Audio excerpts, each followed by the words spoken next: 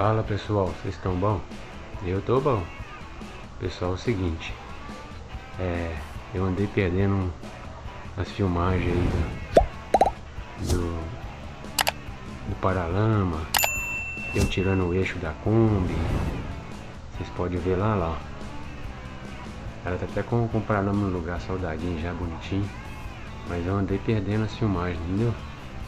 E a única filmagem que restou aí que deu pra salvar foi só a de eu retirando o assoalho da cabine. Aí eu retirei o assoalho da cabine, né? Nesse vídeo eu vou mostrar você retirando o assoalho da cabine. E eu tenho o assoalho aqui, o assoalho tá aqui. Só que nesse vídeo não vai dar pra me pôr ele, só vou mostrar pra vocês retirando. E no próximo vídeo eu mostro a vocês eu colocando o assoalho da cabine e preparando ele, beleza? Aí tá assim, pessoal. Tirei tudo aí, o assoalho tudo. Tirei os pedais, freio, acelerador, embreagem. Tirei a coluna da direção aí pra vocês verem. Passei o volante. Tirei tudo, só não consegui tirar o freio de mão ali, porque o freio de mão tá com o pino enterrado e eu não consegui tirar. Pra tirar tem que cortar, eu não quero cortar porque o freio de mão tá bom, entendeu? Ele não tá ruim. Ele é original, eu deixei quietinho.